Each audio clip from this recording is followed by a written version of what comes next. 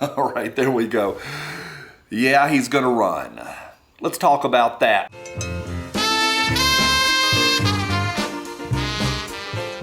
Hey guys, it's always a big choo-choo to each of y'all. I'm glad you're here. He's going to run. Let's talk about that. I'm going to share with you, kind of open up how I feel. I'm going to make, if you'll stay with me, I'll make a prediction at the end of what I think is coming. Going to open up the books a little bit and talk about some things I've never talked about and just kind of unpack this a little bit because it's going to be a mess. This may be a little bit of a mess as well, but we do know the next year and a half is going to be, it's going to be a nightmare in a lot of ways. Buckle up, here we go. Today's nightmare is brought to you by you people. Thank you for everything. I have sponsors for today, but I moved them till later in the week, Thursday and Friday, because I want to say thank you to all y'all. Thank you to y'all that came to the expo in Fort Worth this past weekend. Thank you to everybody that just buys a shirt or a patch or a hat. Thank you.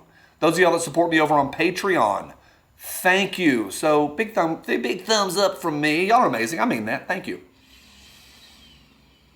4 years ago, or more than that now, a lot more than that, 16, I began this channel within a few days of the T-Man getting elected, getting elected before the inauguration, right in that window.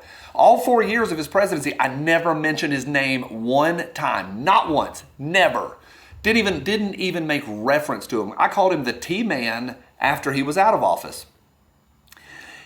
To this day, anytime, and it happened last week, if I mention his name in any other way than glowing, people unsubscribe and they'll tell me. And I've got all that documented. I can show you the negative trend within 24 hours of saying something negative about the guy.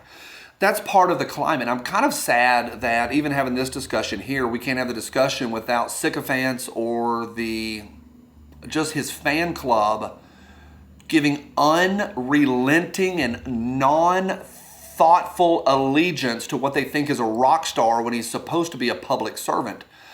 And it's not, and you may already go, well, that's the direction we're going. Not at all. I voted for him 4 times. If you can't figure that out, they're called primaries. People always go, what? 4 times, stood in line. Big thumbs up. Loved the way that he stuck it to the media. Loved it. Loved the way he stuck it to the media and didn't take crap from the press. I like a lot of his America First policies. I loved his border policies. I really like some of his international trade agreements. I love the economy, some of the things he did to get the economy to scream that fast and to churn that fast. We'll pay for down the road some of the stuff he did in printing money and all that kind of stuff. And that's what a lot of the GOP does, even though to be clear, he's not GOP. He is he's pretending. But I love that. Big thumbs up. In a lot of ways, I happen to be a one-issue voter. And in this one issue, the Second Amendment, he was a disaster. And we'll say is a disaster. He is a 40-year New York Democrat who believes in laws for him, but different laws for y'all. And rules for thee, but not for me kind of stuff. He has a Manhattan concealed carry permit, but nobody else can have one. I think there's 7 people that have that, or 9. So he's already a fraud in a lot of ways. However, complete disaster on the two-way. And people get upset about that and they'll quit and they'll just go, Johnny, I'm out. He's not a rock star. He is not your favorite sports team that you have to support no matter what. He's not Taylor Swift that we cheer at rallies. Yet, what did he do last night? He went to a rally and people cheered.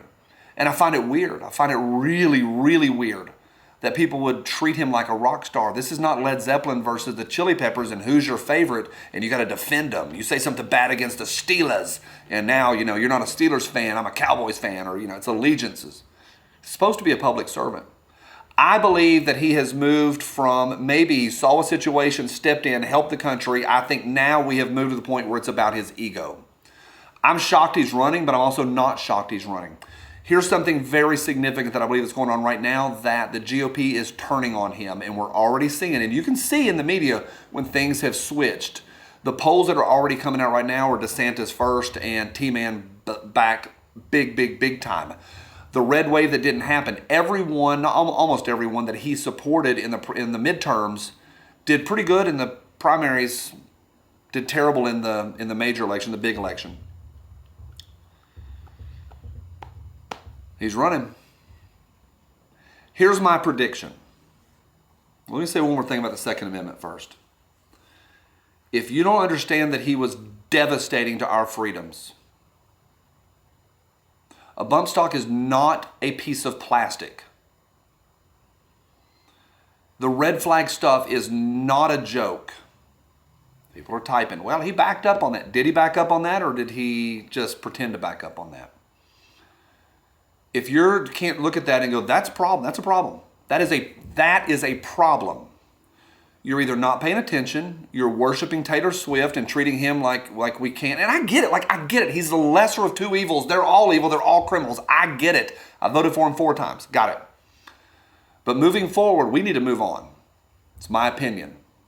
My opinion. Prediction. We'll never know.